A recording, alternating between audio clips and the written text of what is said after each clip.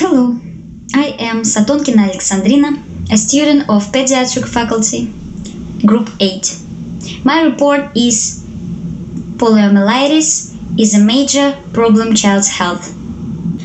Vaccination is a simple, safe and effective way of protecting people against their diseases. We now have vaccines to prevent more than 20 life-threatening diseases, helping people of all ages live longer.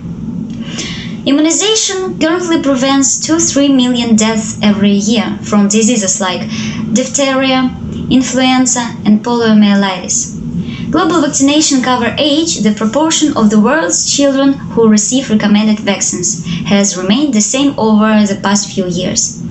Poliomyelitis, commonly shortened to the polio, is an infectious disease caused by the polio virus. In about 0.5% of cases, it moves from the gut to affect the central nervous system, and there is muscle weakness resulting in a flaccid paralysis.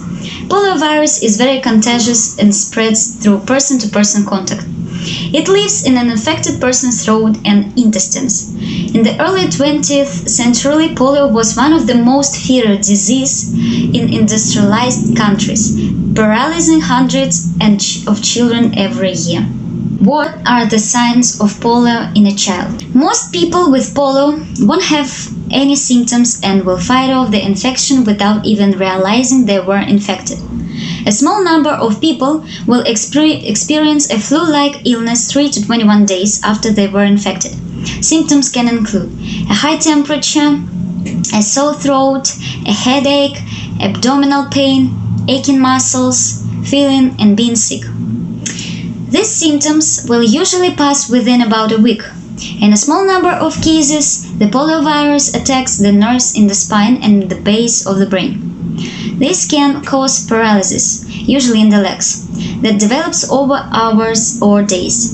The paralysis isn't usually permanent, and movement will often slowly return over the next few weeks or months. But some kids are left with persistent problems. If the breathing muscles are affected, it can be life-threatening. In rare cases, the poliovirus can cause major complications by infecting the nerves in the spine and brain.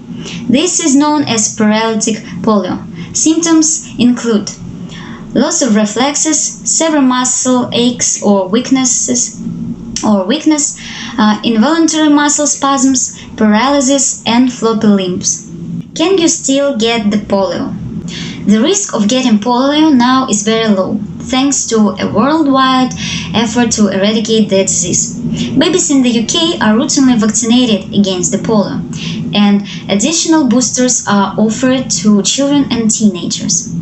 Most countries across the world have similar vaccination programs, which have helped to reduce the number of cases of polio by over 99% in the last 30 years. However, the World Health Organization states that even if a single person is infected with the poliovirus, there still is a serious risk of the disease making a comeback.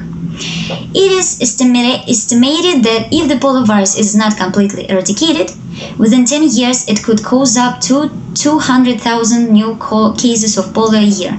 The polio vaccine offers immunity for around 10 years, so if it has been longer than that since your last booster, then you are potentially at risk of getting the disease. For example, if you travel to a risk area.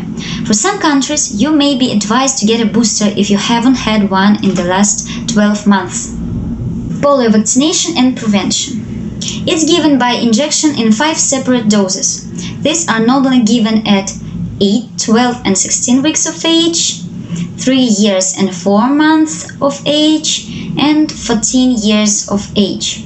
If you are planning to travel to a polio-affected country with your child, you should get vaccinated if you have not been fully vaccinated before, or have a booster dose if it's been 10 years or more since your last dose of the vaccine. You can also get vaccinated at any point if you haven't been fully vaccinated before, even if you are not traveling somewhere where there is a risk of infection. If you had polio in the past and haven't been vaccinated, it is still recommended that you get fully vaccinated. There are 3 types of poliovirus that the vaccine protects against: and people who have had the infection before will only be immune to one of these. But how can we protect ourselves and our children without vaccination? First of all, watch what you eat. Polio most commonly spreads when infected feces gets into the mouth, typically by consuming contaminated food and water. If you are traveling to an area where there is a risk of the polio, you should only drink bottled water and avoid eating food that may not have been prepared in sanitary conditions. Your children should eat the same way. Secondly, keep your hands clean. You should always wash your hands before preparing food or eating, especially in areas with the risk of the polio.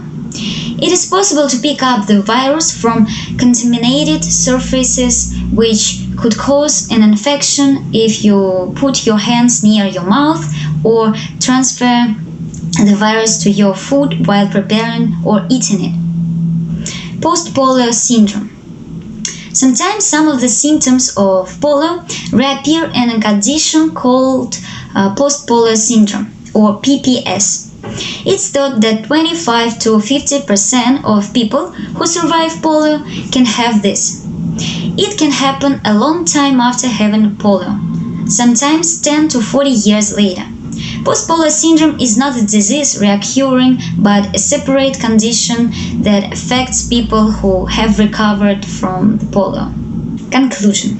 Rotary International launched a global effort to immunize the world's children against polio in 1985, followed by the establishment of the Global Polio Eradication Initiative in 1988.